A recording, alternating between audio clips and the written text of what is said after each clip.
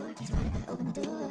Veronica, don't wanna fight anymore, please don't wanna fight anymore. Veronica, show me safe, been there, I can set you free. Veronica, call me, break them in there, I'm gonna count to 3. Hello guys, welcome back to my video. Today is an SCP day where we are going to react to SCPs. I wasn't really sure which reactors I should choose. But since you wanted Rimuru and his whole crew to react to some videos, I went with this for this video. And hopefully you enjoy. You'll be reacting to a mixture of two of my favorite SCPs.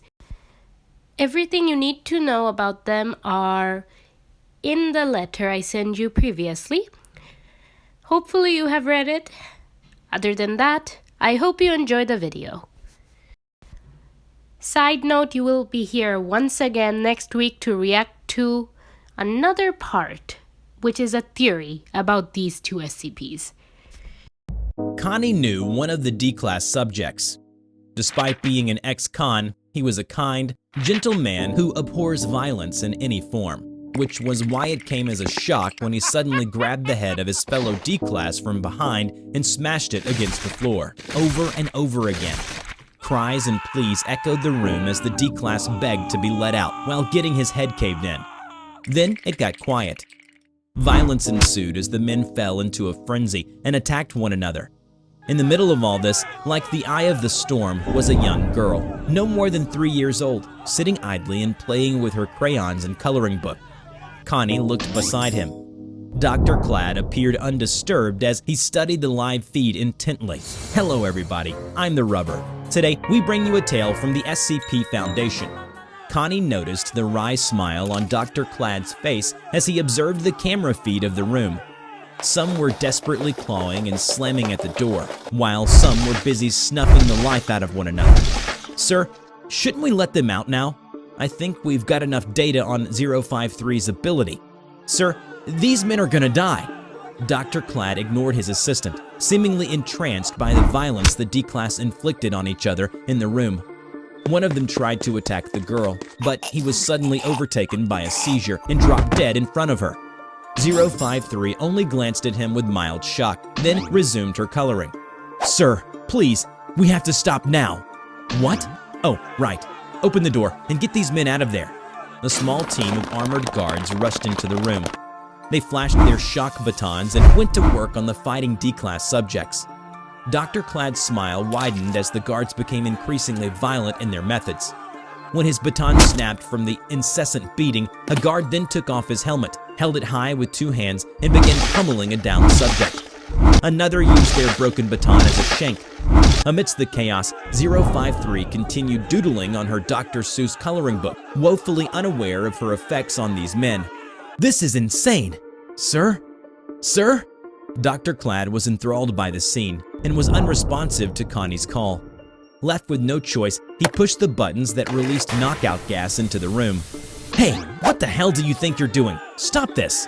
Dr. Clad pushed Connie aside and attempted to stop the gas, but it was too late. Everyone inside the chamber, including 053, fell unconscious. This is insanity. It's gone further than it had to. Didn't you see how even our men were almost turning against each other? The look in their eyes? Dr. Clad scoffed. You haven't seen anything yet.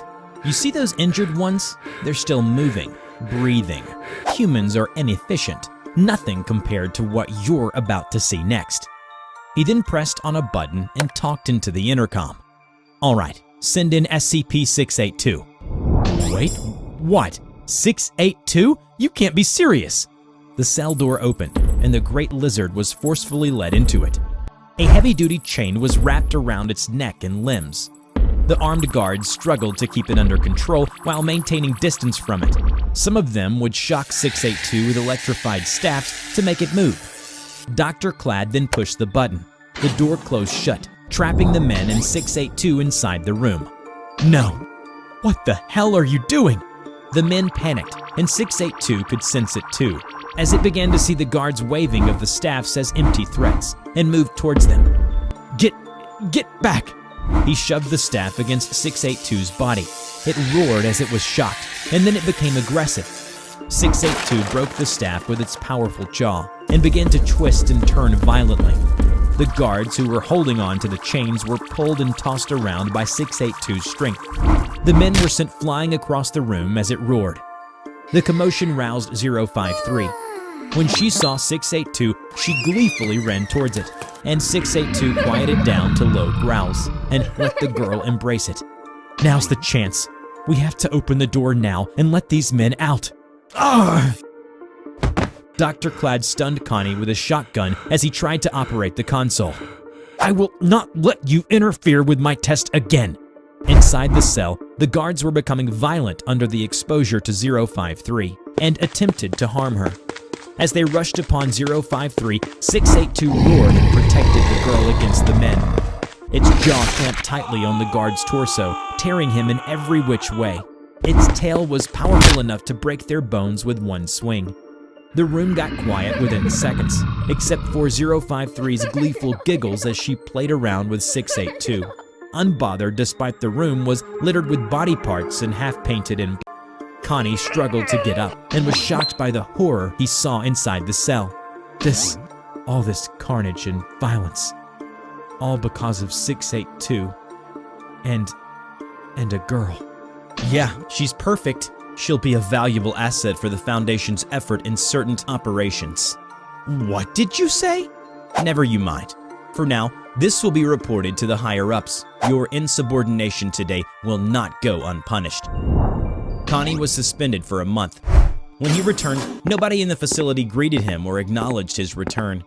He also found out that Dr. Clad had replaced him with another assistant. One day, Connie overheard a conversation between Dr. Clad and his new assistant. "Yes, sir. Everything's in order. But what about the reptile?" "Don't worry about it. The operation will go as planned. Take this." Dr. Clad produced a badge from his pocket and gave it to his assistant. From a distance, Connie could recognize it as the insignia of the Sarkic cult. This should grant you access to the deeper levels of the facility. Good luck. Connie quickly hopped into cover as they turned to leave the area. 1,000 questions started gnawing at Connie.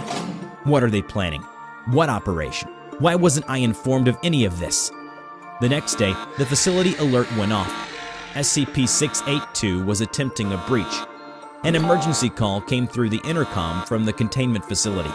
It was from the head of security. 682 has breached containment. I repeat, 682 has breached containment. Some of my men were killed, but they were able to track its movement. Signal indicates that it's currently heading towards the Cauldron area. Cauldron? Isn't that Sarkist territory? Dr. Clad closed the call and stormed off immediately. Something isn't right, Connie thought to himself and followed after him. Connie shadowed Dr. Clad through long corridors and arrived at an isolated room within the facility. A holographic projector lit up and showed Dr. Clad's assistant. He was wounded and appeared to be in hiding. Screams and heavy fighting could be heard in the background. "Sir, your plan worked, but I couldn't get out in time.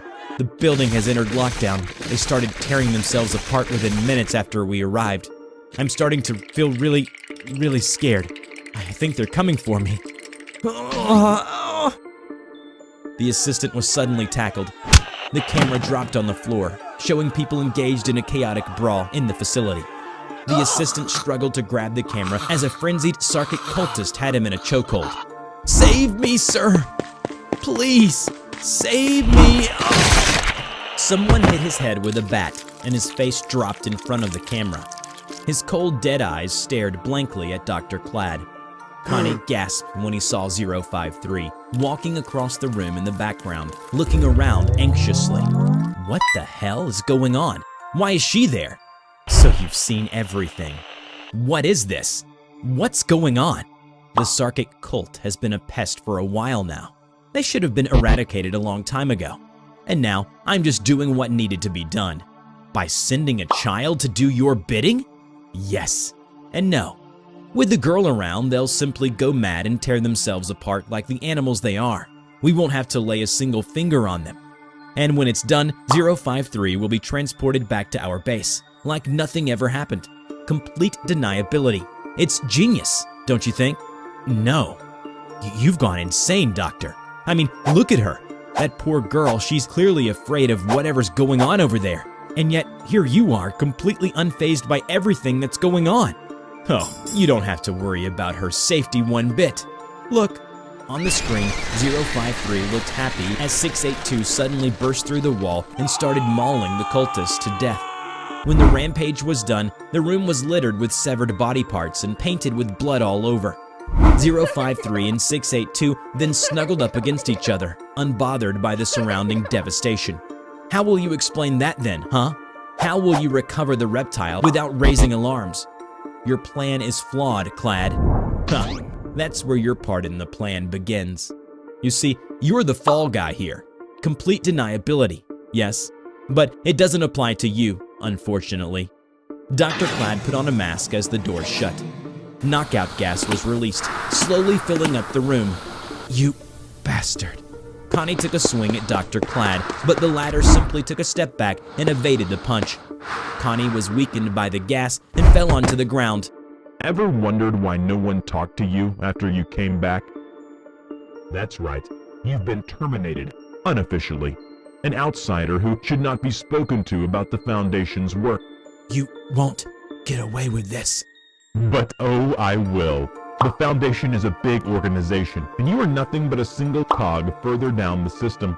No one will even realize that you're gone. You've always been a pain, a liability in the way of progress. Alright then, it's time for your nap.